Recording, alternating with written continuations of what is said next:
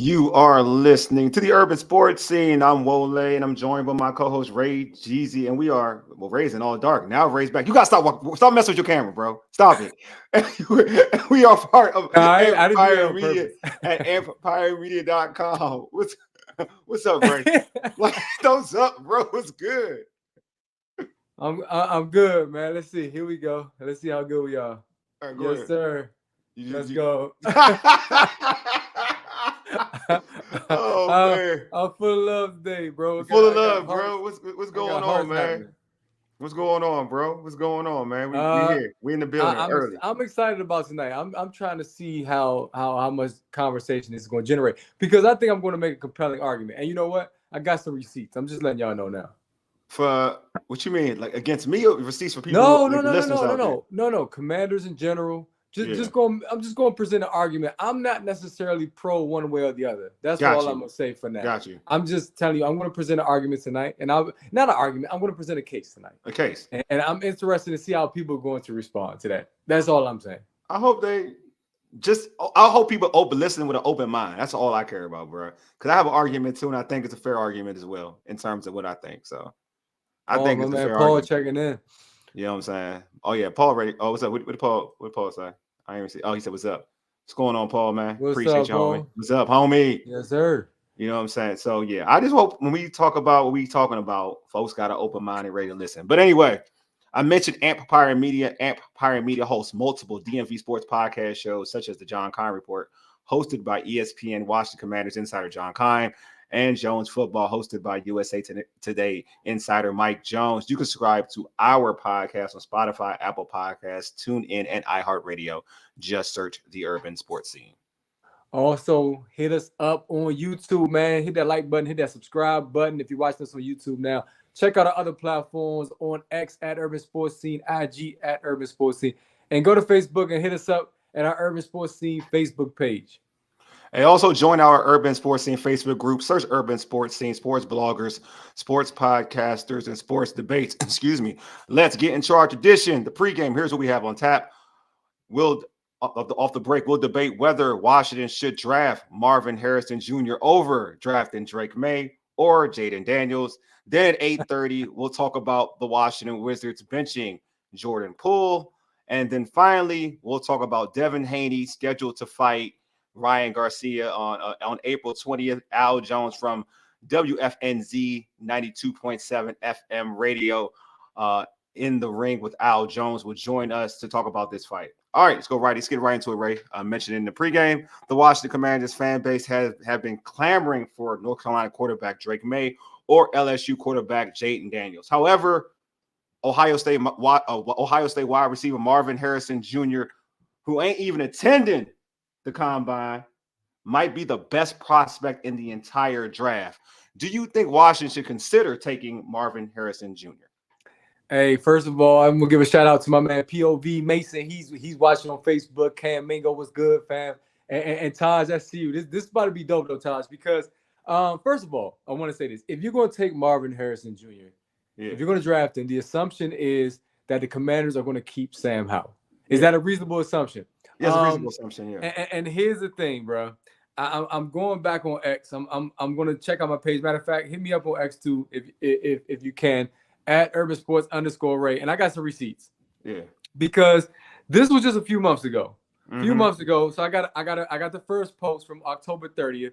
Gotcha. Sam Howell is giving Washington his most promising quarterback play since you know who was the quarterback one from 2015 and 2017. Must see more. Yeah. Another person, Sam Howell, is mobile and can make any and all throws on the football field. The more he plays, the more complete he's becoming. As Commanders fans, it's exciting to see him as potentially our franchise QB. Sam Howell is the team's franchise quarterback going forward. You can sit here and watch this and think with even more experience how good he really can be. He's a guy you can build around this offseason 100%. Let's stop the debates. This is all from November and October. Sam Howell has the most completions in the NFL, the second most passing yards, and the most TDs in the NFL the last 5 games. People were loving Sam Howell just a few months ago. So my point is, you can't trust fans, first of all, because now all these same folks, if you watch, they're getting. I've been retweeting some of this stuff, reposting some of it just to say, okay, Sam Howell could potentially be good because you already said he could. Yeah. Okay. So on top of that, Marvin Harrison Jr. looks like a guy who can have an immediate impact. And I told you when I started the show, I'm not necessarily making a case for either one, but what I'm saying is Marvin Harrison Jr. can have a quick impact once he's drafted. So let's start with recent wide receivers that have had an impact right away. Let's go back to 2020. Justin Jefferson, I know you're going to mention him. His rookie season, 88 receptions, 1,400 yards, 7 TDs. 2021, Jamar Chase, 81 receptions, 1,455 yards, 13 TDs. Garrett Wilson, who was his quarterback? Just remember that. 83 receptions, 1,103 yards, 4 TDs. And in last season, Zay Flowers, 77 receptions, 858 yards, 5 TDs. This is 4 rookie receivers who Marvin Harrison Jr. may be better than or comparable to. So if you get him, the assumption is he'll have an immediate impact on his football team. So if you can stretch the field, then you can get him. A lot of people may say you don't need him. Well, the Cowboys didn't need CD. They had Amari Cooper, but they took him. Atlanta had Roddy White. They took Julio Jones, and it worked out. And people started noticing, okay, you draft the most talented guy at that spot, then it might just work out. I'm not saying this is going to happen. Go ahead. Look at POV, bro. And Chase helped lead the Bengals to the Super Bowl. Hey, listen. I'm just saying, I'm not making a case for Marvin. While winning Offensive Rookie of the Year. Look. All right, so you get me hyped now. You get me hyped. I'm not going to hold you. Because I want everybody to understand this. Off the rip, if anybody who's hear me on X or see me on any social platform, I like Drake Maye. Like, I like Drake Maye a lot. Like, I think Drake Maye could be one of the best quarterbacks out of this draft. Really, I really do. But we're talking about every time we hear about the draft, it's like for Washington, it's like, man, they always get in position player by need. How about getting the best player in the draft? And the best player, arguably in the draft, because you're not going to get Caleb, the best player in the draft to me is Marvin Harrison Jr. Sometimes as fans, we overthink everything. Like, we overthink it. Off the rip, when this dude came on the football field and got an opportunity to play football and play substantial snaps, he was the best player on the field 9 times out of 10. I'll give you an example. Georgia, look at that Georgia squad he played against. They had 2 pro NFL players, cornerbacks. He burnt all of them. And that's CJ Stroud was his quarterback. He burnt all of them. Them dudes that everybody thought had first-round grades, Marvin Harrison Jr. went up in them, and they could do nothing with Marvin Harrison Jr. Nothing. So off that alone, it shows you that his style transitions just out, not just in the Big Ten, because you could say Big Ten, they don't have cornerbacks to play to check him.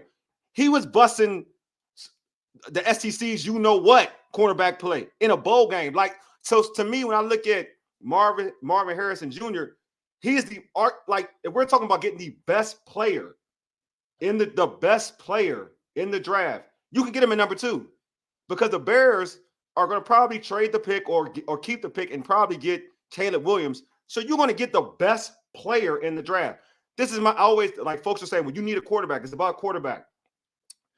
Would you rather have, like, you name all those dudes, would you rather have Justin Herbert, who I love Justin Herbert, over Jefferson? Would you? It's a compelling argument. Cam Mingo said you can't mess up with the number 2 pick. You got to take a quarterback. This is the best QB class in a long while. Versus my man POV said I would draft Marvin Harrison Jr. So let me go to Cam. Let me talk to Cam when Cam just said that. So this is my thing with Cam. How is it the best quarterback class in a long time? This is why I'll say this. The only 2 quarterbacks that were talked about being, I think it's funny. The only quarterbacks that were talked about prior to the draft, prior to the season of college football, was Drake Maye and Caleb Williams. Truth be told, more Caleb Williams. No one was talking about Daniels before the season in terms of being a first-round pick. No one was talking about him. So the point I'm making is that when the season starts next year and how it plays out, then we're going to come up with a new player. Like, next year, you're going to have Shador. Shador is going to be out there next year. And there's going to be somebody else that wows everybody, and then he'll be the player that people talk about. So we can't just come out and say he's going to, like, this is the best quarterback class we've seen. It all changes. It changes. It changes every time. Look, bro, I'm a Michigan fan. Look how they got J.J. McCarthy at. J.J. McCarthy is now a first-round pick. I don't think J.J. McCarthy's a first-round pick, period. I don't think he's a first-round pick in multiple drafts. So for me, for anybody to tell me this has been one of the best quarterback drafts in ages, it's not to me. Like, you have two quarterbacks, in my opinion, that from off the rip have always had that chatter. I'm gonna say it. Drake Maye and Caleb Williams are only two dudes who had that chatter off the rip. Off the rip. That's it. So in terms of a big quarterback class, this isn't the quarterback class that we've seen in the past. We haven't. So to me, the generational talent here, the player here, like the true generational talent, other than Caleb Williams for real, is Marvin Harrison Jr. That's the generational talent. That's a dude that you can't make. Like, you would have to draw him up for you to draw him up on Madden or make him out in Madden to create a player like this. Real talk. Like, you got a 6'4" wide receiver, runs great routes, got great hands. Like, to me, this is a player that automatically makes you better. He is comparable when we talk to Jefferson.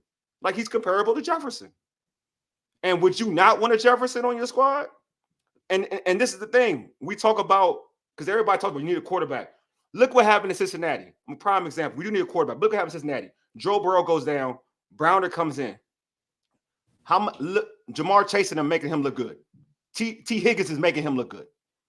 Those two dudes are making Browner look good. Those two dudes. When Browner was beating big time teams. All I'm saying is, like, yo, we gotta, like, when you got generational talent like that, look, even Paul said it. Look what Paul said. He's better than Jefferson. What are we doing here? All right, if you feel this way, what are we doing here? We got stuff on both sides, though. I just want to say that. So, first of all, POV definitely was saying, of course, Marvin Harrison Jr. He pointed out that no other receiver had as much success against Michigan corners. However, he also pointed out that Drake Maye is ready to play right now. FYI. He is, though. Yeah, facts. He's facts. And here's my man Taj. He said, "I hear you, but it won't work. I can't see the team drafting Marvin number 2. The pick is too valuable, but unfortunately, Marvin won't last past 5 because Arizona will draft him at 4. I mean, possibly." And then he also said the next QB class won't be as deep as this one, and will cost you more assets to move up to a further spot. Versus go ahead. Like, George, my bad. George, he chimed in there. He said Drake Maye won't be ready to play for another 2-3 years. That's his. These are all great comments, and this is the discourse we wanted, because you got to get this pick right. It's so important for this franchise, especially for you guys that are Washington fans. Most of you who are chiming in are, if not all, except for me. And I'm just laughing. I'm just laughing because it's tough. Do you take the best player, or do you take the biggest need? And his quarterback, the biggest need. If Sam Howell is the guy that people thought he was up until the season went awry when the whole team was bad, then this is my thing. This is my thing. This is my thing, and this is why I bring up some of those other quarterbacks. Is that when you got a dude like Marvin Harrison Jr., he's gonna make you better. Like, all right, think about this. We all love Terry. Terry is a phenomenal. Yeah, I don't think he's the next. George, I don't agree with that, but it's okay though. It's okay. We agree to disagree. I'll say this much: like, when you have like I love Terry. I'm going back to my point. I love Terry. I love Terry. But on the flip, but when you throw a ball up to a 6'4" dude who can jump and get it, rather than a guy who's about 6 foot, it's easy. It's an easier pass for a quarterback. Like, Sam doesn't have. If it's Sam Howell or whoever your quarterback is. It doesn't have to be the perfect pass when you're throwing to Marvin Harrison. It really doesn't, because he's able to catch a contested pass a little bit easier than Terry McLaurin can.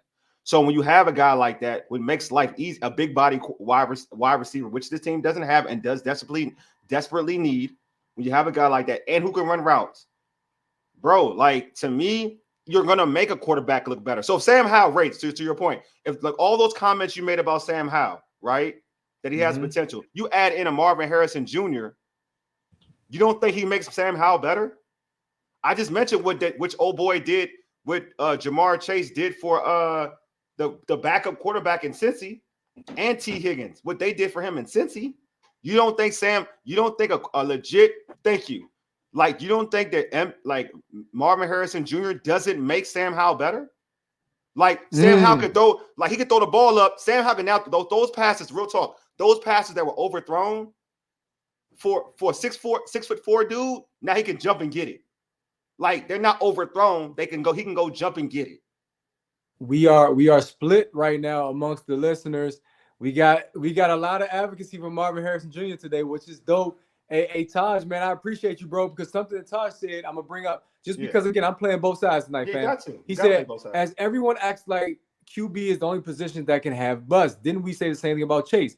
That he was a can't miss. Everyone can flop. Now, here's what I'm gonna say this. I point out these recent receivers who have had great success.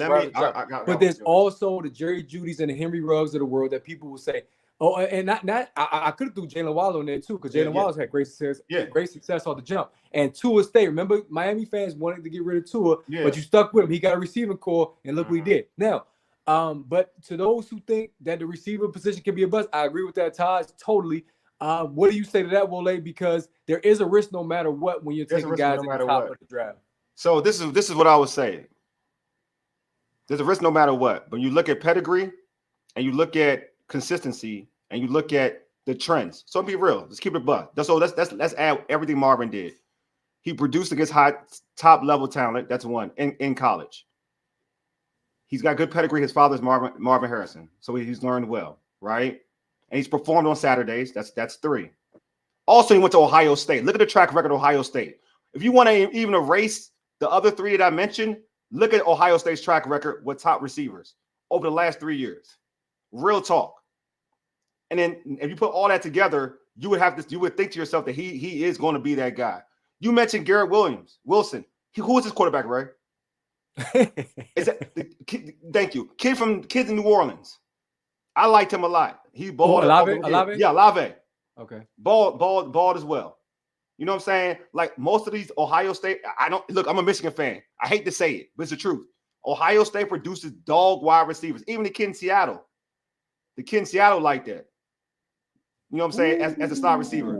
Okay. Marvin Harrison is Todd taking it now. Todd, I appreciate this comment. And also, Cam, he came back. He said that there's some receivers in free agency. Cam, I would love for you to give us some names just for clarity. The best one, T. Higgins. I'm gonna be real. The best one, T. Higgins got franchised. That's the one that fits what Washington needs, and he got franchised. See, now I'm not gonna lie, man. Like I said, it's semi-split, but I see more Marvin Harrison Jr. is the best player. Period. He is the best player, though. Thank you. Yeah, that's what I'm talking about. Nick, yeah, he's in Seattle was like that. He liked that.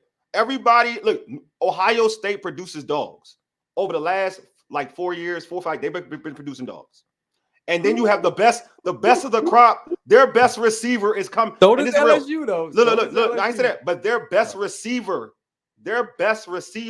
is coming out. Out of all those dudes I just mentioned, Ridley's out, but Ridley's not 6'4".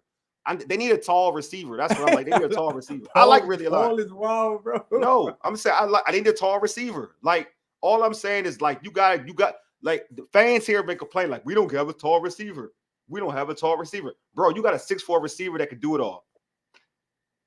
Justin Jefferson is going to cost. Marvin Harrison is going to be on a rookie deal. I would definitely draft. If you're going to go receiver, you might as well draft the receiver. Jim Nance, you got him. Like you look, I'm just telling you, it's not a knock. Look, like POV said, it's not a knock on what Terry is doing. I think a lot of times people say we got Terry, but when you got one of them where you can throw the ball up and go get it.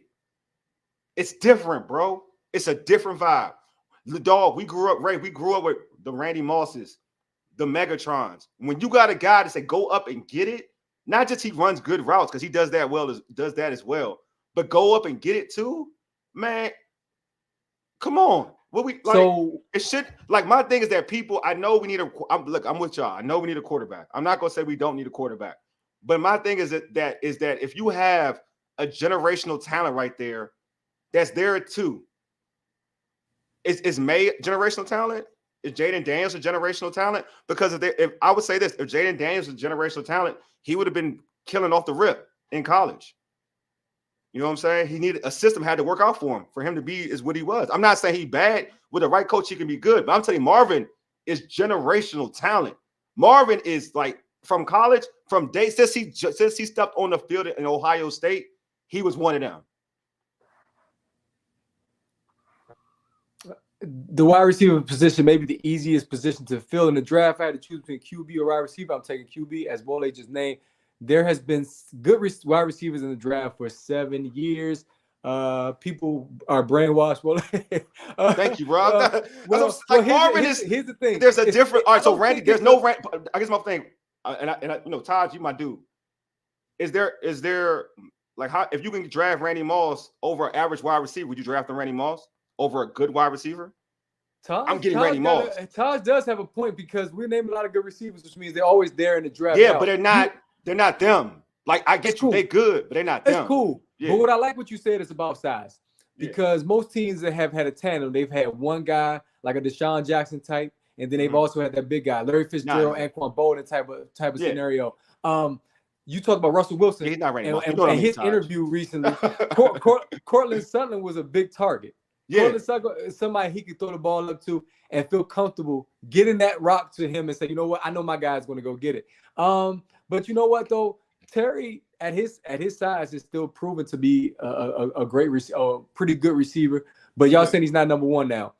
Is the narrative the same on Sam Howell? Because I told you, I pointed out a lot of different messages on X that said Sam Howell was that guy. It's a few months ago, and then like I said, entire team sort of struggled. Go ahead, Ray. I'm sorry, how did they say it? No, you're fine.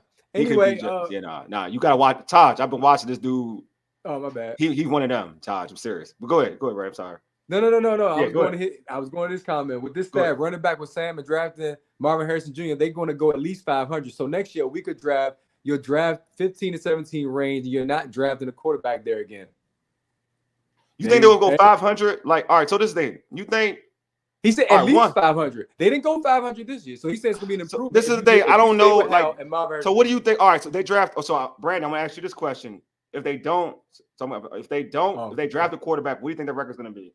If they do draft a quarterback, that's good. I'm interested with that. What would you think the record's going to be? Because I'm on the side of saying I think they're not. This is not a couple year program. I don't think they're going to turn around off the rip. Like I think you can get a quarterback next year draft. I don't even know they'll be that great coming up next year anyway, regardless. So I do think you can get a Marvin. You can get a quarterback next year in the draft. You can be a top 5. Like it's a possibility. I think people get fit. And what happened? And on the flip side, what happens if Sam Howell looks really good with Marvin Harrison? Then what? I get the conversation of like, yeah, they're gonna go 500. But what if Sam Howell looks way better with Marvin and Terry and Jahan? Kingsbury as a caller. What if that? All I'm saying is that my thing is when we're talking about generational talent. Like, cause this was going to happen. This was going to happen, and I can hear it now. Oh, this I'll put this out there, folks. Would you rather have?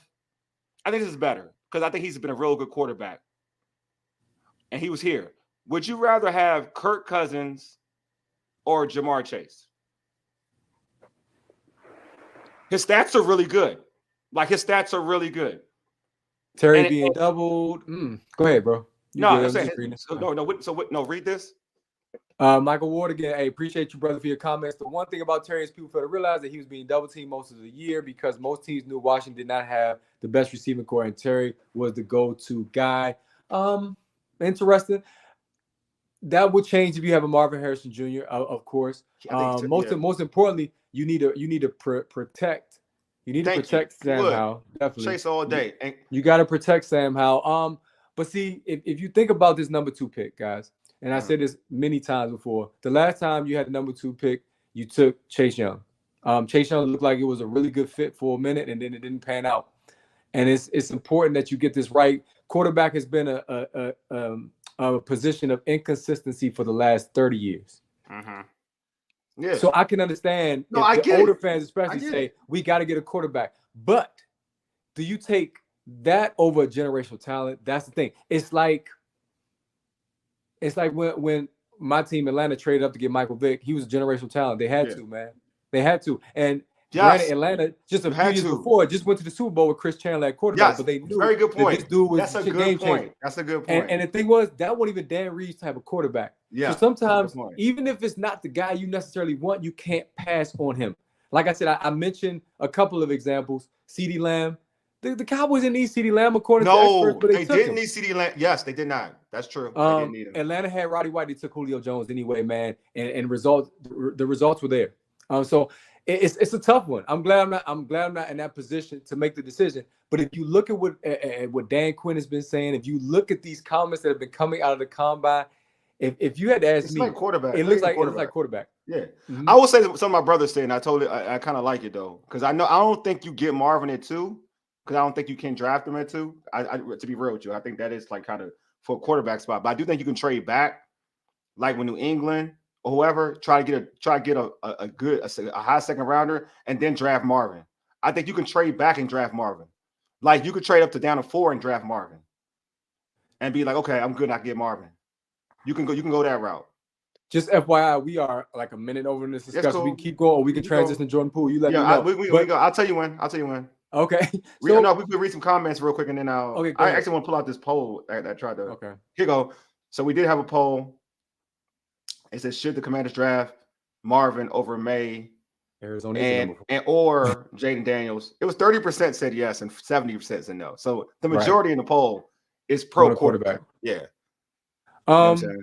I said this before. 4. Yeah, I know. Arizona would take him at 4. That's true. Arizona would take him at 4. They would have to draft. They would have to trade. They would have to trade with New England. They would have to trade with New England. I hope if Cam is still here, I want to know how patient though is his fan base, because you draft a rookie quarterback, more than likely there's going to be some growing pains. You're going to have another season where you're probably not the best. Now you're hoping that Dan Quinn can get this defense to a place where the defense is going to be so good that you will compete regardless of what your offense does. That's what the good team. That's what the really good defenses do. We saw the Jets compete last season in many games because their defense was that good.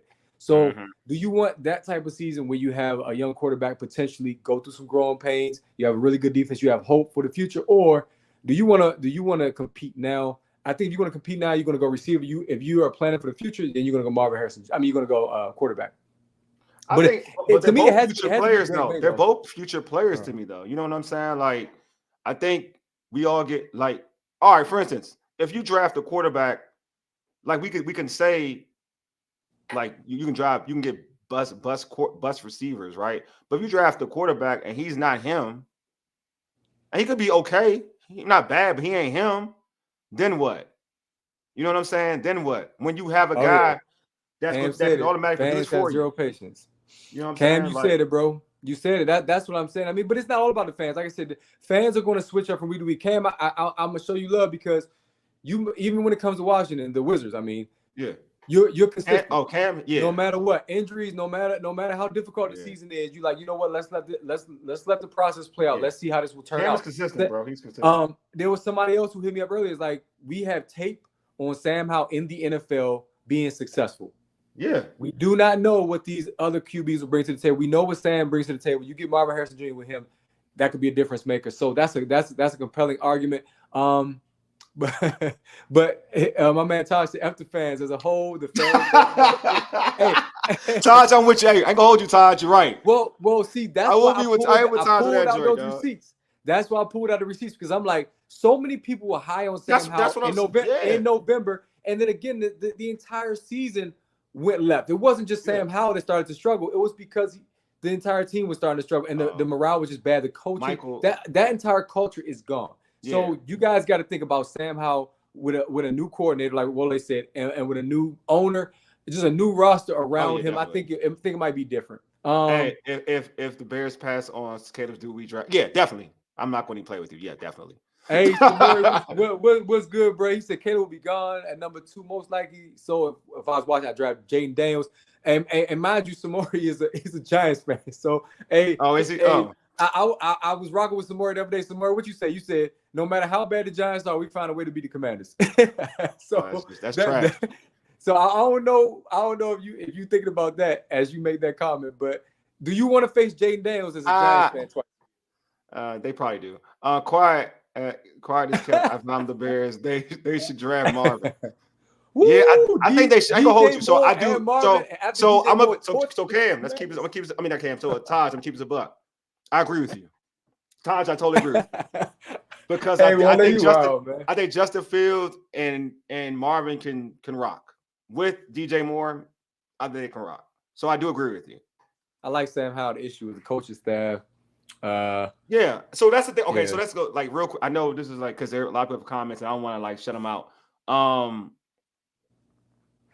I agree. I do agree with that. Like, I do think that it looks like with bringing Anthony Lynn, they're going to run the ball a little bit more, and I think that's better for Sam Howell. So I do. That's what I'm saying. Like, or any quarterback, they have. You got Brian Robinson. Okay, Joe. Yes, sir. You know what I'm saying? Like, you got Brian Robinson. I think he'll run the ball and he'll make it easier for the rookie quarterback or Sam Howell. So to your point, I do think that Sam Howell could be good with this new staff, and that's why I guess to be real with you, I'm cool with getting Marvin because I do think that you're not going to put so much on Sam Howell if he's the quarterback to carry the team because you'll have Brian Robinson utilize him. Then you got play action, you got Marvin. You're going to probably get Marvin and Terry. One of them is going to get one-on-one. It'll probably be Marvin off the rip because he's a rookie. Marvin one-on-one. I don't care who you are, pro, college, or whatever. That's a win for Marvin. Joel Sanders, hey, thanks for checking in on Facebook. Trade for Justin Fields, the first I've heard that today, and get Marvin number 2. You know what? I ain't mad at that either. It depends on what you. Hey, Taj, chill, man. You wild. Look, I have not heard a lot of people want Fields. Here they have. Yeah, they have. Okay, so again, this is me. But Fields. You saw what he can do when he has time. He's growing. He's got he improved from one year to the next. I'm okay with that too. Now, so if you get Fields and you get Marvin, you got the Ohio State connection. You got Terry, and then you got the Big Ten overall. You got Jahan. Listen, you gonna run the ball more effectively when you got Justin behind center. There's no bad scenarios. I think even Sam Howell's going to sign Derrick Henry to help Howell and draft. I like Brian Robinson. I mean, Marvin Harrison is winning this. I don't care what the poll on X is. Tonight. I like Brian. I ain't gonna lie. I like Brian Robinson, but I ain't gonna never be mad with Derrick Henry. But I like Brian Robinson. Yeah. He said they come DC reopen Dreaming for or club. Hey, Hey, Taj, chill out, dog. Chill out. Hey, Taj, we at Checkers, baby, on real Checkers. Yeah, the win. Checkers. Go ahead, bro. Go ahead. You know they shut down the Wendy's. That was before Zanzibar, man. Hey, I know. See, Taj always throw us off with the club talk, man. I know he does. He does. I'm too old to be in the club at this point. But if the Commanders are winning, do you know how fire the city is, though? That's the real thing. So that's why I said you got to get it right. Yeah. Paul said we tripping. Marvin Harrison Jr. is winning right now. I know he is, though, man. He is. He's winning. Here you go. My Giants are trash. Yes, as the Giants. I love to see Jayden Daniels on my team. Washington has the same problem as Giants. True. Real talk. And the bad thing, Samora, your team gave your quarterback the bag, man. Yeah, the Giants, they paid Daniel Jones the bag. Saquon about to walk, my guy. Yeah. So my God, yes, your best player is about to walk because you gave some bum the bag. You got to get this quarterback thing right. And Sam Howell to me ain't bad, but what do I know for real? Well, we got it now. You have stated your case, and the people are with you tonight, my guy. I appreciate them, man. Hey, Taj, I think you might have crossed over to that side too. I'm trying to convert Taj, man. Taj, my guy. You kind of itching over. I'm trying to convert Taj. That's my guy, man. Taj my dude. I'm trying to. Hey, man. Taj always keeping a buck. He do though. That's why I fool with Taj. I ain't gonna hold you. I fool with Taj, man. I do. I fool with him. All right, right now we should. All right, we gotta transition. Speaking of dropping the bag, the Washington Wizards, they benched Jordan Poole, who played against his former team last night. Wole, you were present courtside, Cap One, covering this game. What's your thoughts about Jordan Poole being benched? And also, what do you think about the love that Jordan Poole received from his former teammates? I didn't see Draymond dap him up. Did you? No, I ain't see him. They didn't. On the court, they didn't do anything. No.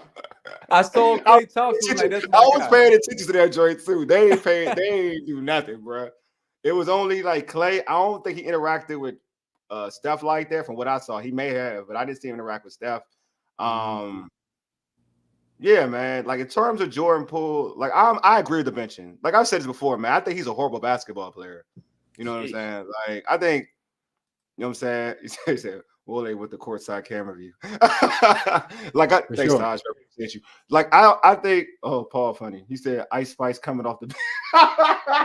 I know, man. I know he goes in on Jordan Poole. Go ahead, though, bro. You got it. No, but I'm like, so for me, as a basketball, I mean, anybody who's coached ball, watched ball, The issue with him is just like he gets full autonomy, bro, to do whatever he wants.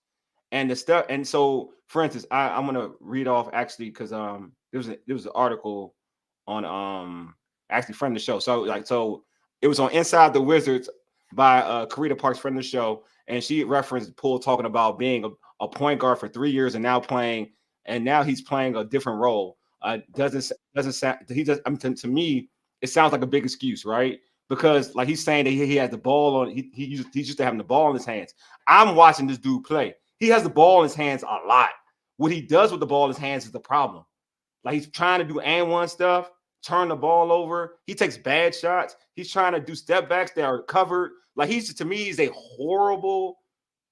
talented dude. Like I'm not saying he ain't talented because he made it to the league, so he's talented.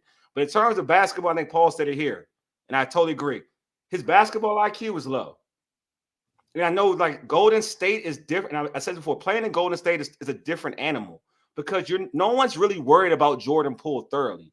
They're worried about Stephen Clay. So he has so much freedom because you're running off screens. You got to check Steph one-on-one. Jordan Poole is getting ISO players in ISO situations and freedom and space on the opposite side of the basketball court when them two dudes are on the court.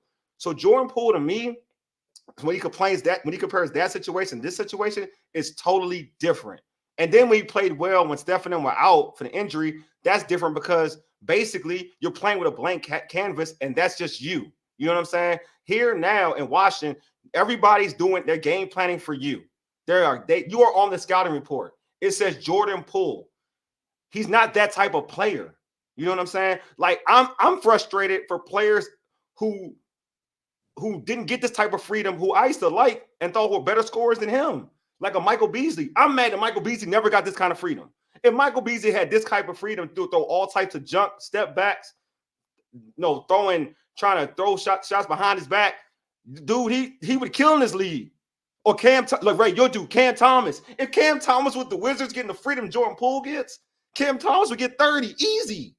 Like this dude gets so much freedom. And when I hear excuses about, well, this is a different system for me. I'm used to having the ball in your hand. Dude, you have the ball in your hand. What's happening here? I want to go back to a comment Michael Ward said, who is the best player in the Wizards now? I haven't seen one game this year. And that speaks to the fact that it's Kuzma. There are a lot of fans who do not want to watch this team, period. It's Kuzma, though. And the thing is, though, I watch from home. And actually, in this discussion, I am a Wizards fan. Mm-hmm. And I told you this earlier, Wally. I said, I think with the right coaching, I put on X, with the right coaching, I think Jordan Poole can improve. Here's the thing. There were times where Steph and Clay were healthy, were in the lineup, and Jordan Poole will be playing with the second unit in Golden State, and he played really good basketball. I think his motivation level was different because he was trying to get paid. He also was trying to solidify his position in the league. And now he's gotten paid. He's lost sight of what got him to where he was and what got him paid and what helped him become a key contributor on a championship team. So with the right coach, a lot of you guys said Mark Jackson a couple weeks back. I like Sam Cassell. I think you can't go wrong with even one of those. A lot of you did not like Budenholzer, or at least not yet, because you think this roster isn't ready to win now. Then you get the right coach. I think he could find that guy again that made him the player he was in Golden State. Now, also, he's scoring more off the bench now, but they're not winning. They're not winning games because he's scoring more baskets. And I looked at them get off to a good start against Golden State. When they're sharing the ball, they're playing well. But there are times where the Wizards will have a lead. Let's say they lead by 8. And Jordan Poole, Kyle Kuzma does the same thing. They come down and they pull these long threes. It's like, why? It's like continue to move the ball. This is when Corey Kispert plays his best. When you see the rotation, the ball rotation, Corey Kispert catches it in rhythm, knocks it down. Team basketball is what's going to win because you do not have the individual talent as like other teams, like last night Golden State had. You saw, again, team play. A team that's been playing together longer has better chemistry.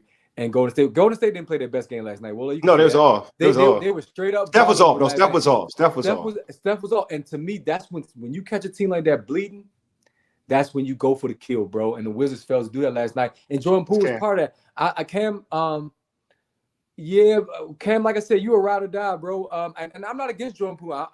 I'm with you in terms of feeling like he can turn around because I feel like he's good enough. I just feel like they have to find their permanent coach. That's it. Point blank, period, man. The Wiz right now, they're in a situation where you're going to be near the top of the draft, and there's no coming back from this season. I didn't understand why they moved Wes Unseld Jr. when they did. It's a weird kind of season. I trust Michael Winger. I'm hoping he's going to turn this around. I think Ted made the right move by hiring some real front office people to make basketball decisions. But we all scratching our heads right now. Jordan Poole is what you could have got. Is what you could get in order to ship Chris Paul out, which I think that was the only move you could have made at that time for Chris Paul. So Jordan Poole, I'm not gonna say it's an excuse, but early in the season, what Kyle Kuzma said was, you remember, we talked about it on here, or I talked about it. Well, he was out that day. I said Kyle Kuzma was like, he's going from being like the 4th or 5th option to the one to now being number 1, and it's a hard transition. Kyle Kuzma said, I myself had difficulty. So maybe this is a transition year for Jordan Poole. So I mean, but Paul is saying he'll be out the league. Bob Myers shouldn't have given him that money. Colin Cowherd on TV earlier said that's the worst contract in the NBA right now. Christopher said, would it be good for us if we call Chicago's bluff and let Williams fall? Oh, he's talking about the Commanders. If they don't trade Fields, but I wouldn't be mad at it though. He said Taz Coulibaly much playing time. Yeah, he has. He was starting. Coulibaly was starting. Mike, he was starting. He didn't play last night because he was hurt. So let me add this though, in terms of all that, like in terms of what you were talking about. The Warriors are a different beast because their style is a lot different. So he has a lot more freedom. There's ball movement, there's spacing. It's a little different. Now he has to play ISO ball, and he's doing his ISO thing, and he's just not. His ISO game isn't that trill enough to do what he's doing. Just to be true, I'm gonna be honest with you. It's not Steph ISO, and he doesn't shoot like Steph. So, like, his jumper doesn't give him that much freedom in terms of how to give him an easy drive. It doesn't. He's just not there. You know what I'm saying? So even and he's streaky. He's a streaky shooter. He's a good shooter. He's a streaky shooter though. So and then you're talking about scoring more off the bench. He's scoring more off the bench, but he's taking 20 shots to score 20 to 30 points. His shooting percentage is still bad. You know what I mean? Other than the game he had 31, that's the only game he played well. But other than that, he still shot the ball pretty poorly from the field off the bench. Like they've even given him, like, in terms of even like what Keith has done off the, like, to put him on the bench and giving him really total control with the ball. He's still not an effective playmaker for himself or his teammates. So I ain't gonna lie to you. I think Keith has done a good job with him, better than what Unseld was doing, because I think that he's giving him more autonomy to do things with the basketball. Like, it's to a point where you just watch it. I remember I said this, and I said this weeks ago. I said, for real talk, people don't want to have this conversation. But I think Corey Kispert is out playing Jordan Poole. Like, he should be starting over Jordan Poole. So when Keith made that decision, I was like, yeah. And if you watch yesterday's game, you'll be like, yeah. And if you watch most of the season, you'll be like, yeah. Because even when they put Kispert in the starting lineup, he was scoring more. He scored 20-something points and efficient.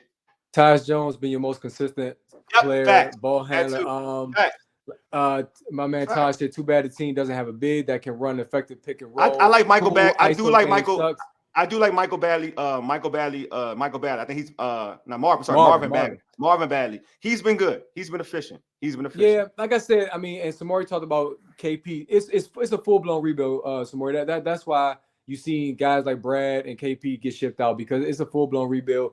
The Wiz are going to have a really good draft pick. They're going to be in position to get a good player coming into the league next year. I don't know who that's going to be. If it's going to be international, we'll see. That's what they went last year.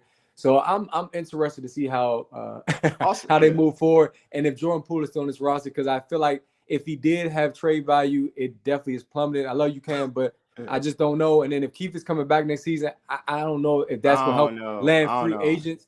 If you want to land free agents, you're going to have to make a splash at the head coaching position. And the Chocolate City, Taj, you're still here, is an attractive destination. You got the right people in place. Just saying. Dribble ball. Zach Edey, George, yeah, maybe. Zach Edey's a big body, man. You need that.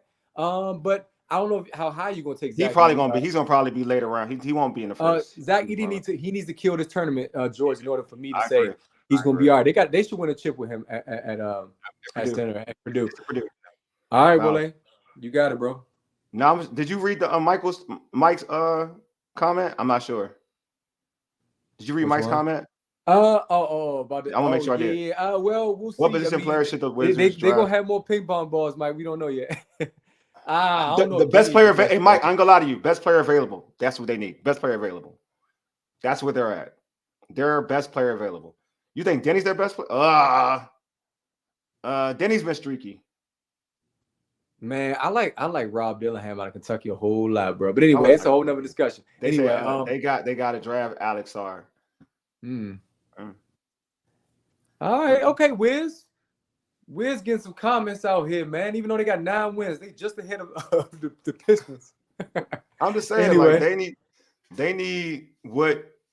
Cause we have like 4 more minutes before we can introduce our next guest, but they need work, man. The Wizards need work. They need work. Yeah, they need a lot of work. I mean, I don't know if you got some people thinking Denny's the best player. That means his team needs to add they need to add some talent. I mean, hey Paul, I'm with you, bro, but I'm just saying like add some talent. Denny really their best player.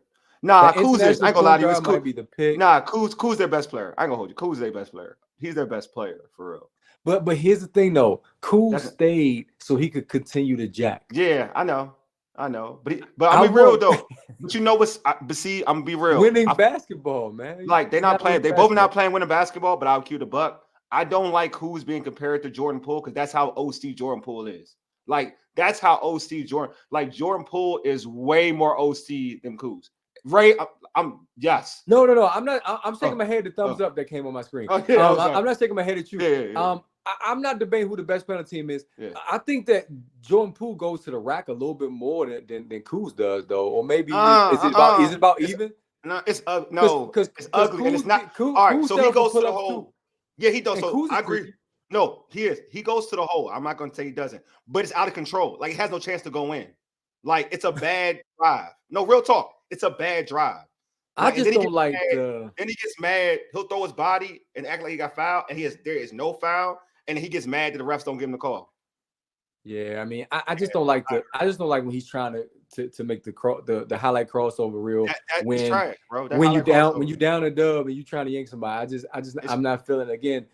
Get your teammates involved. The Wizards, they've been competitive, definitely more competitive with Keith. I would agree, but I'm just saying it hasn't translated to wins yet. And Jordan Poole is expected to be a top player on this squad. And I know he agrees he could play better. He agrees he could play better. He knows it. And that's why he's referenced, hey, I'm still getting used to my role. I'm getting used to this. But he doesn't look hungry to me. But I could be wrong. I could be wrong. But anyway, I'm just gonna say like the poll. I don't have the numbers, but the poll was a landslide that people want to get rid of Jordan Poole. So it's not like, I mean, not get rid. They thought the Wizards were fair by benching Jordan Poole. Just saying. Okay, it's a landslide. But anyway, enough about Jordan Poole, man. Enough about Jordan Poole. Our guest is in the queue, so it's time to talk boxing. Let's do it. Bring him in, baby. Bring him in. Let's go. Introduce my man, Ray. Right now we have Al Jones from WFNZ 92.7 FM radio show In the Ring with Al Jones on the pod. Al, you know you family, bro. Welcome back, my guy. Looking good. Fellas, thank you for having me. First and foremost, it is always a pleasure to chime in with you all and discuss boxing. Hey, so Al, real quick. Before we do. Go ahead. Go for it. What's going on? No, before we do, and I know we just got rid of football. Yeah. But what's going on with the Commanders? Who you? Okay. So Al, I want to talk to you about this, Al, because you are Ohio dude. You an Ohio dude. So let my listeners know about Marvin Harrison Jr. real quick, because I feel like they don't know. They don't know, obviously, because he's the man. They don't know.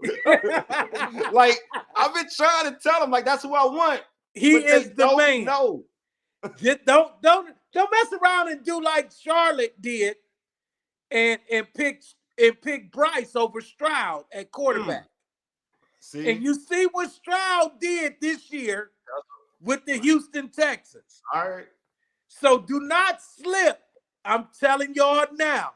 Do not slip on Marvin Harrison Jr. I'm telling you, it'll be another big mistake debacle that the Commanders have done. I ain't arguing with you, Al. In football history. Al, and I'm not arguing with you. Tell me what's wrong with Bieniemy? What? Can you elaborate? Maybe I missed that episode, fellas. But what's going on with Bieniemy? Why he was under the wrong coach here. He was playing. He was with the wrong coach here. But yeah, you know what? I don't know what he want. Wole's a Commanders fan. You see that? I don't know. You know, bring his energy down. Listen, Bieniemy had Sam Howell playing like one of the best quarterbacks in the league through about 10 or 11 weeks. Yeah. And then the team plummeted. The culture plummeted. They traded their two best defensive players, really their best defensive player, Montez Sweat, traded him to Chicago. And from that point on, man, it looks as though the team kind of gave in. Chase Young referenced it in San Francisco. Over there, those guys don't look forward to potential postseason run. The culture's bad. This culture, it wasn't a winning culture, essentially, is what he was saying. And Eric Bieniemy, unfortunately, became a casualty of that bad culture. That was kind of a leftover of the former owner. So that's my assessment, really. So let me give you mine. So so for Eric, so I will put some blame on Eric Bieniemy is that he didn't run the ball enough. You know what I'm saying? Not giving Sam Howell, some type of backup in terms of running the football, right? Okay. But also, I felt like he was trying to regress Sam Howell. Like he was trying to give him a quick learning curve and try to get him to a certain level. But the issue that a lot of folks have here is that he didn't run the ball enough. My thing is that like he didn't have the best offensive unit to really break him down and say he was this and he was that. Because I do think compared to what Washington had in the past, like the years before, like he was scoring 30. We've never scored 30 with the prior offensive coordinator. Like we were scoring 30 like 3-4 times this season. And then Sam Howell at the time was like what Ray mentioned, he was up there in passing yardage as a quarterback, not first year quarterback as quarterback. So I do think, Eric Bieniemy had some good things here, but like Ray said, I do think the staff being with this staff and whatnot, and also I think his big detriment to him was him not like running the football. That's what this fan base will tell you. Really? Like, he didn't run the football at all. Like for real, he didn't. But I do think there was some good though. Like so, I would have liked for him to get another opportunity. Because I like his style. Like a lot of people don't. A lot of today's players, they're soft. Right. They babies. So they like when somebody's hard on them, like, oh my God, why is he treating me this way? So I'm like, I like that style for me. Right. And we know he brought the football. We come from the tough love. Yeah, we come from tough love. You know what I'm saying? Yeah, like, and our coach gonna let us know when we messed up. Yeah. You know what I'm saying? He's gonna let us know when we messed up, and he's gonna let us know when we did a great job also. Yeah. Hey, my man Samori said he was out. Eric Bieniemy stayed getting hold. 100%. And hey, shout out to my man Samori, man. Go check him out. Hey, Samori, man, put a plug in there for your radio show, brother. You just like Al Jones. You doing he said Al says, bro. Appreciate he was refusing to show up for any other pregame. Yeah, because he's too good for it. This is why. Look, I'm see like people talking about the combine. He's too good for it. I'm gonna keep it a buck. Like when you're that good, when you are far ahead of the other wide receivers, there's no need to do the work. Right. Other than your pro day, just do your pro day. That's when you're that. I don't have an issue with him not doing any of the work in the combine or Caleb Williams. I mean, I have no issue with that because when you're better than that, when you're deemed the best of everybody. Right. Quarterback, receiver. There's no need. No, there's no need. Just like when Coach Prime, when he showed up at the combines, jumped out the limousine, run a 4.340, and jumped back in, he was gone. Yeah, like that's what I'm saying. There's no need. Like that's what Deion Sanders did. Yeah, that's what Deion Sanders did. He was just invited to the combine. He showed up in a limo. Ran a 4.2, 4.340 and jumped back in and was gone. That was it. See, Al, we in the same age bracket and people not gonna remember a lot of that stuff. But right, it is a different day and age we live in now. I agree with you on that one. But one thing about us, Al, on this show, and shout out to Taj who was listening. Dujane, I haven't seen him tonight, but I got a younger son. he likes WWE. And you know, WWE has a lot of theatrics, man. There's a lot of role playing to build up fights. April 20th, Barclays Center. And speaking of WWE, lightweight champion. That's so interesting how you brought that up. Devin Haney, Ryan Garcia. Ryan Garcia reminds me of a Jake Paul WWE type of guy. I told you. That's exactly what I'm saying. That's why I was going there. I was going there, bro. Hey, that was an excellent lead. I appreciate that. I didn't have to do it myself. But that was and this is not scripted here, people. This is not scripted. This is just how we both feel on this fight coming up April 20th with Devin Haney versus Ryan Garcia. Yeah. And Ryan Garcia reminds me so much of Jake Paul right now. Because he doesn't have the skill set. He has just been outclassed in this particular matchup versus Devin Haney. Devin Haney has seen so many with Lomachenko, Linares. I mean, we have an excellent. Devin Haney has a great resume, man. Yeah, he does. His resume is great, bro, and it's just two separate classes. Yep. But what Ryan Garcia has, he does have a few pluses. He does have the ability. They have seen each other in the amateurs. Okay, they met 6 times in the amateurs, and it's like they're 3-3. So he has the experience. It's just like that dude that we fought in high school, you know, in school rivalry. Like Shane Mosley and what's his name? Right. We know how they gonna move. You know what I'm saying? In any sport. Yeah. We know how they're going to move. So that is an advantage. But it's not the same Devin Haney that he saw back in the amateurs. Facts. This is a brand new Devin Haney now. And Ryan Garcia is going to be outclassed, but it's a great platform for Devin Haney to excel, to capture a different audience, the same as Devontae Tank Davis did. Tank did the same thing. Ryan Garcia advanced Tank's career on an international level. So that's what Devin Haney lacks in capturing an entirely different crowd. So, yeah, he's gonna be. Yeah, Ryan Garcia is gonna be outclassed. Is it Jake Paul? Right? Hey, you got a question. Type thing, you know. Al, you got a question. Does it go past 5 in your eyes? Devin Haney don't knock nobody out. That's what I'm saying. It's going past 5. It's going past 5, bro. It's going past 5. I'm giving it 8 though. You got Devin Haney getting him out of there. Devin Haney, I mean, I know he'll dominate. I think Devin Haney will dominate the fight. But I don't think he's knocking him out. Totally dominated. Not a knockout, but a TKO in 8. Okay. So Al, let me ask you this real quick. Because to your point, you think Devin Haney's going to just outbox him. Devin Haney's an excellent boxer. We know that. But Ryan Garcia is noticeably bigger now. Like you see, he got a fuller face. He got a bigger frame. Like I said, they're doing all these kind of scripted buildups, and you just see he look a little huskier. Do you think that'll play a role in terms of Devin Haney, who does not have power? Like my man Lightskin Lou said, if you ain't had power by now, you ain't gonna just wake up tomorrow with it. Yeah, right. You think he could knock out a 175 on fight night? Ryan Garcia is gonna weigh about 170, 175 probably. Right, absolutely, and so will Devin. Devin's going to rehydrate to a 170, 175 fighter also. So they're going to be evenly matched at once that rehydration jumps in, you know, after they weigh in at the 140. So that's not going to be a problem for either fighter.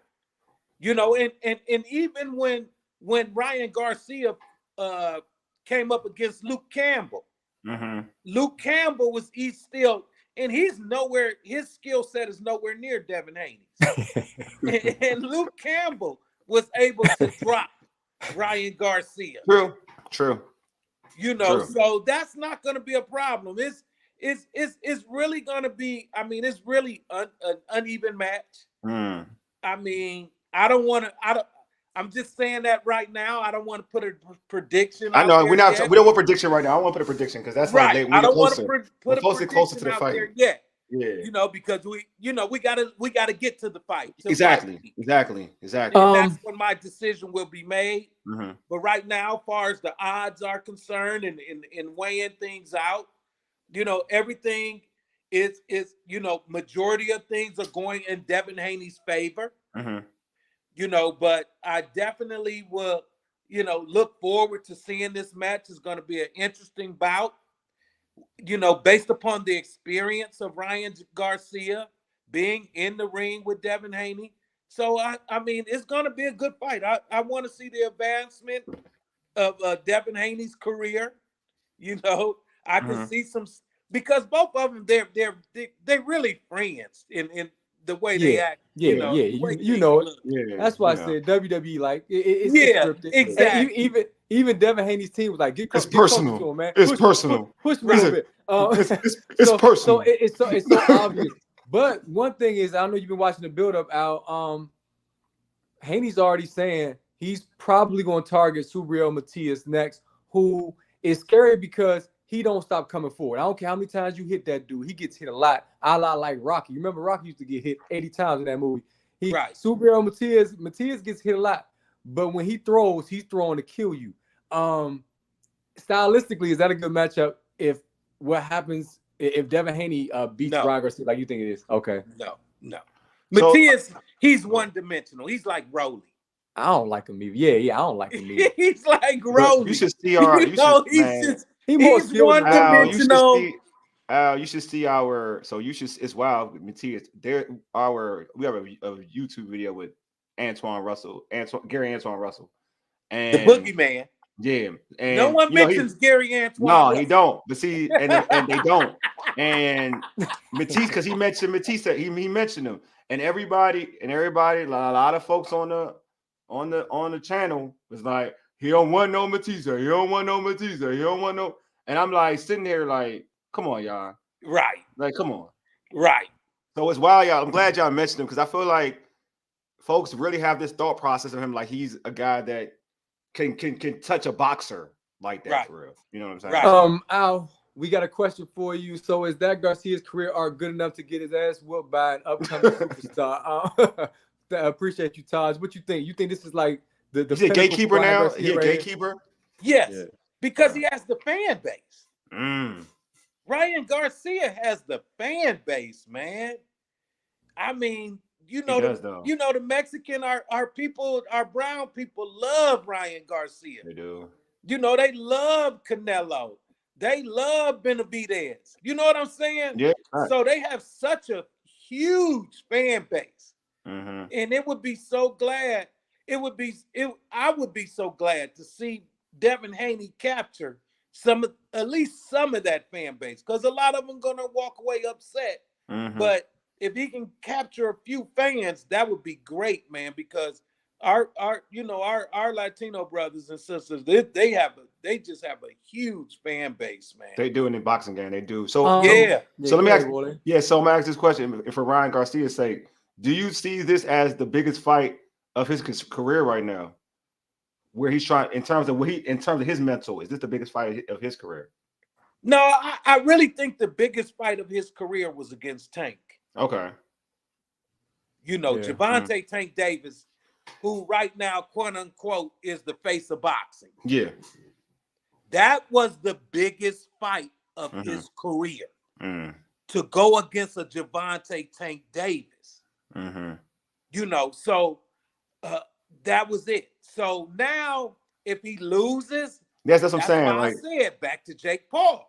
Yeah. If he loses, a lot of people know. Okay, it's just. I mean, okay, I get you. Because I'm thinking from me, if you into being a serious boxer, like this is the fight that can get, if you win this fight, you're not a gatekeeper.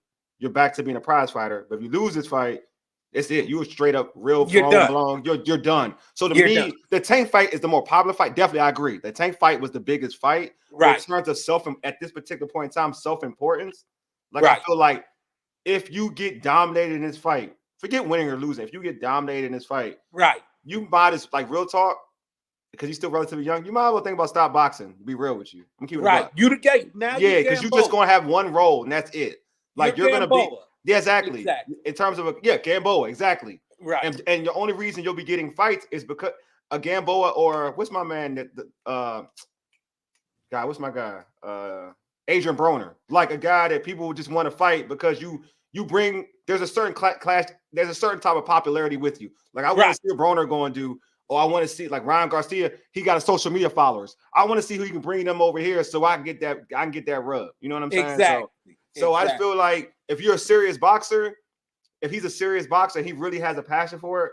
In my opinion, this got to be his biggest fight, because you lose this fight, you're a gatekeeper, and nobody wants to really be a gatekeeper. Right. Is it a bad thing? Though this is not my stance, but is it a bad thing if your resume just has 2 losses to Haney and Tank? That's not bad to me. It ain't bad. You're losing 2 of the top guys. Now I still see a matchup versus Teofimo. Even though the Jermaine Ortiz fight, he moved around a lot, ran, whatever you want to call it. But Teofimo against Ryan Garcia would still draw a big crowd, and that's what it's about. It's about making money. The blemishes. Yeah, true. That's what I'm saying. Yeah, that's what I'm saying. Drops. Yeah. You know what I'm saying? Yeah. So it's I watch my stock every day. You know what I'm saying? and I watch how it ups and down and how it goes and lowers. So your stock deplenishes every time you take that L. I'm nervous about him being with Golden Boy if he's going to become the guy y'all saying he is.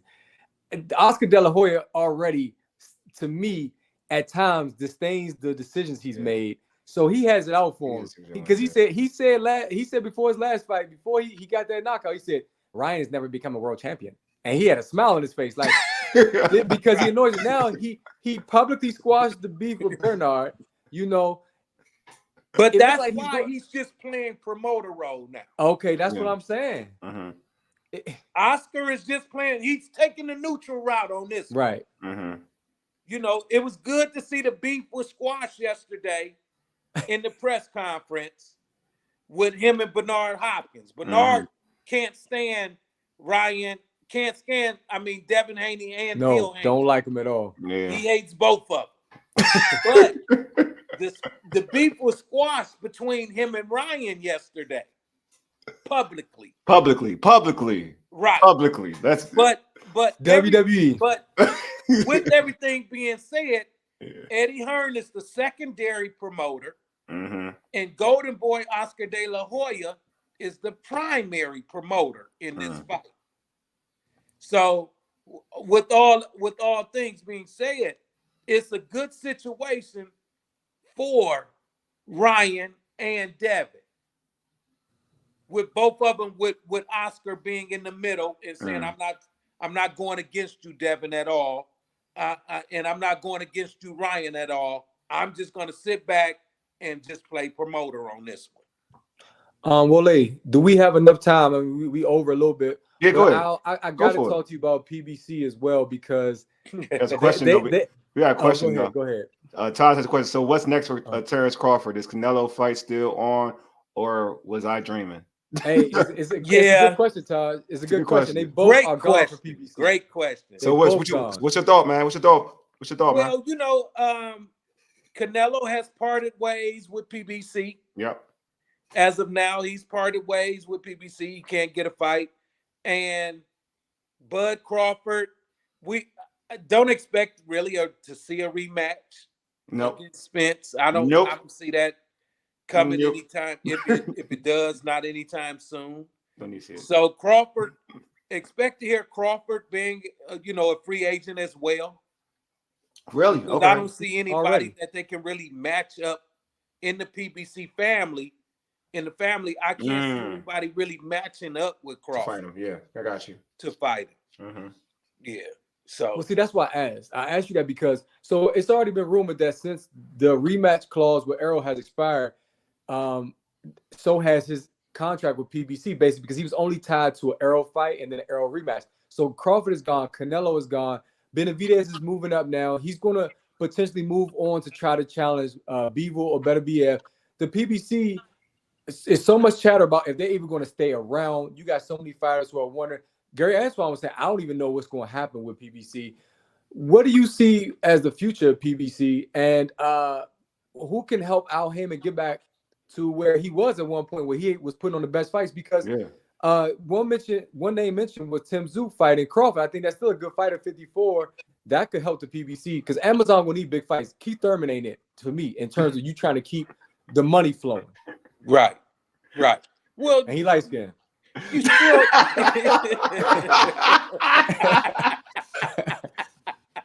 You still have Gervonta Tank Davis. Oh, yeah, that's true. Facts. The face of boxing now. Facts. You still have Gervonta. PBC still has Gervonta with Tank. You know, and he's part of the DMV. You know what I'm saying? So no, Baltimore. It's not DMV. It's Baltimore. It's go ahead. No, you right. Okay. Baltimore. It's a separate. No, because Monique did it. Monique did it. No, because Monique did it, and then we had to on this Uncle Shay thing. That had to be corrected. Right. So I stand corrected. No, I'm saying that she's not. It's different, and I love Baltimore. I'm just letting they would say the same thing. I'm just saying they would say right. They in their own separate world over there. They different, right? So, with all being said, I really like. I mean, PBC has Tank. Mm-hmm. He's a dynamic fighter. PBC has they still have Tim Tszyu, who is a dynamic fighter. He's dominant. He's dominating. They still have Benavidez, who is dominating. So PBC still has a lot of top fighters, even though and a lot of others coming up in the rank. Yeah. So don't count them out yet. The future is still bright. Amazon Prime and Al Haymon is going to bring it with Amazon Prime. Amazon Prime didn't sign that contract without knowing what the future has in stake. Good point. I appreciate that. I appreciate that perspective because, like I said, if you look on social media, PBC has his haters. Al Haymon has his haters. Big haters. I understand that, but I do think that he fumbled Canelo away. Now, nobody wanted to see Canelo versus Jamal, and that was the biggest. That was the biggest disagreement between them, and I don't understand for the life of me why Canelo, as a Mexican fighter, will not fight Benavidez on one of those holidays. Because he know he'll take an L. He's scared. He knows. We know this, right? We've been saying it. Benavidez is a big dude. Benavidez is too big for his weight class. We know that. Exactly. But I'm just saying, Canelo, he moved up. Eddie Reynoso keeps saying, we fought Beaver. Okay, well, you might as well fight Benavidez. You have won. Look how many times he's fought as a professional. He's never ducked anybody. He fought Floyd, for goodness sakes, when Floyd was number one.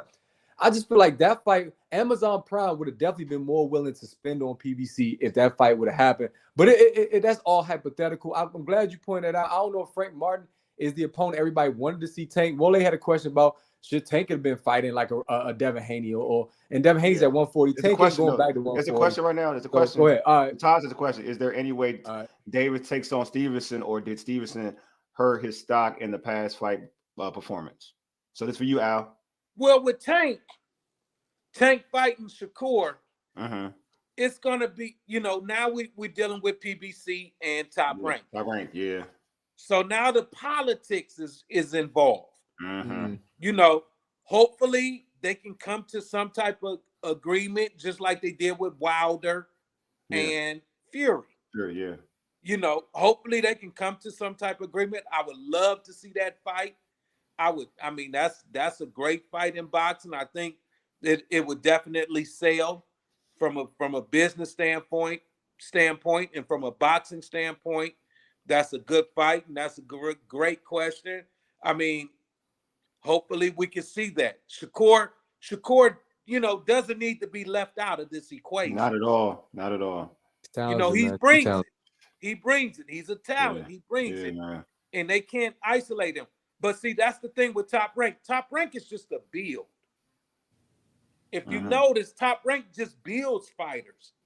And then you got to, once you really get to a certain level, you gotta roll out. You got to leave Top Rank and come on over to the Golden Boys, to the PBCs, so you can begin to get those prize fights and make some money. So I hope, hopefully once his contract is up with Top Rank, I hope to see Shakur Stevenson go ahead and elevate his career and get into these major fights, which he deserves. He's too good. He's too good for this. My last question for you, Al, because I see a lot of chatter is who started this A-side, B-side bullcrap? I think it was Roy, but a lot of people blame Floyd. But I remember distinctly Bernard Hopkins getting in the ring. Well, no, he wasn't in the ring. Yeah, Bernard Hopkins was in the ring. Yeah, Roy was at home. Yeah, I remember that. And Bernard said, "Come on, Roy, fight me." He said 60-40. Yeah, I'll whoop up on you. But other than that, I ain't fighting you. I feel like since that time, everybody's negotiating who's the best, because that's the knock on Shakur right now. He ain't the A side. He got to take what we give him. Now Errol, he took that to heart, and he fought everybody. He went across the pond. He fought Kell Brook. I think Shakur's gonna have to go that route. Don't worry about the money. Go ahead and fight Haney. I don't care. Shakur be doing that though. Just go hard. And I think then Shakur will get the fights, because that whole A side B side thing, I think it started back then. Is that what you feel? How do you get rid of it? The A side, B side, it's been around for a couple decades now. And it's garbage. It means nothing. Who's gonna come out in the ring walk first? Who's gonna come out second? You know what I'm saying? Or the first? Or the Twitter or the X handle, like when they do the hashtag, who's the first? Right, in the hashtag. Exactly. It's all that's hilarious to me. Yeah, that's some old diva stuff. Nothing to really worry about. It's diva. It doesn't matter. All of it's over once you jump into the ring. True. Once that bell goes off and we say fight, that's all that matters the most. So, that doesn't matter, man. The pay is the pay. The contract is signed in the beginning. Whether A side or B side, it doesn't have an influence on the judges. As far as the point scales are concerned, it doesn't really determine the favorite. The bookies determine the favorite. Whether it doesn't matter what side you are. Vegas determines the favorite of the fight.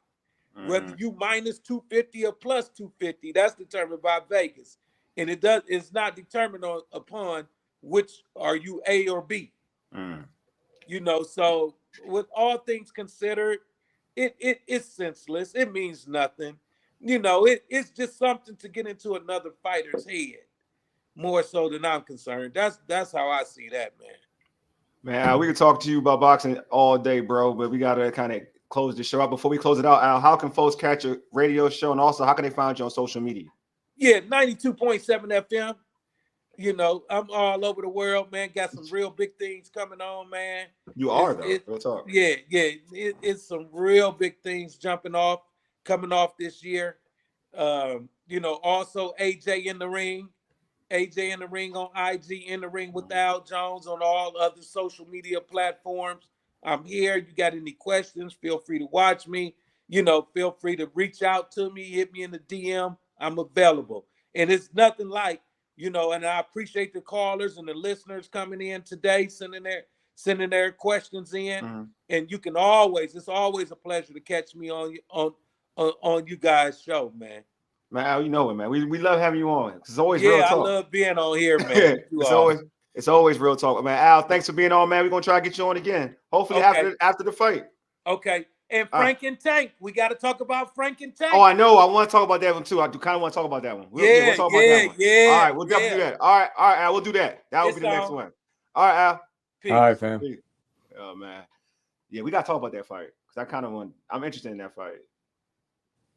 Yeah, I'm interested in that fight. Frank the Ghost Martin getting paid $1.2 million. Just 200. Oh no, that's 200,000 more than Shakur offered him. Which is interesting. So, because Shakur was like $1 million to fight me is your biggest payday. So now he's getting a couple 100,000 more to fight Tank, and Tank is a more dangerous puncher. And he's more money. And he's worth, and he's more. And the potential gate is probably going to be a little bit bigger. So he's going to make more in the long run. Yeah. So that's why he took this fight as opposed to the Shakur fight.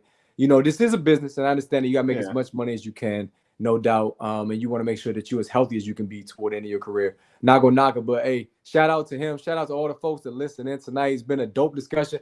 Commander's discussion was great. Marvin Harrison Jr., while none of us believe that's going to happen, I think the argument tonight was compelling. Yeah. Sam Howell, should he stay in town? We seeing some stuff. Yeah. We're going to talk about that on our other show. Check that out too. Yeah. All Burgundy and Gold, everything with the urban sports scene. That's on Fox Sports Radio 96.9 and 1340 AM. Listen, holla at us, man. It's going to be dope. It's going to be fire all the way up into the draft and the after, of course, the preseason. The Wizards the only one that's like, once the season's over, we can't even talk playing this year. We'll talk lottery. But hey, Dujane, thanks for pulling up, bro. I checked you out early as well. Me too. I checked you out. I checked him out, definitely. Yeah. So go subscribe to the Not Bland Show. Mm-hmm. Hey, Taj, appreciate you for coming through, man. Taj, you got to join us on camera one of these days, bro. Real talk, yeah. If you down, man, I'm out next week, bro. So you can pull up. Could be a Dawson show next week. Actually, we may not have a show. I may not have a show on Wednesday. On Wednesday, man, I may do another day though. Regardless, Taj, pull up. Well, if you do another day, I might be on there. You know, I got a lot going on. Appreciate you, Paul. It wouldn't be bad, bro. Appreciate you, Paul. We'll see what that look like. But hey, Paul, no doubt. Yeah, appreciate you, Paul. All our listeners, man. Shout out to my man Samori. He said I'm now rooting for. I gotta put this out. Hold on. He said I'm now rooting. I know. I seen that. Hey, yo, what the hell? Oh man, appreciate shout out to George, Cam, POV, everybody who came through tonight, man. Let me see if I missed. It was a lot tonight, man. It was a lot, bro. My man Michael Ward came through, man. He got some Wizards education because he's been watching this year. If they get a new stadium, maybe Mike may come out and watch them. Everybody, Chris, everybody who came out, man. Whether you were on YouTube, Facebook, thanks for rocking with us, man. Continue to support us, and hey, man, the love is mutual. Know that much. Definitely. Anyway, y'all, thank you all for tuning in. Anyway, you've been listening to the Urban Sports Scene for ages. You dig? Deuces. We out.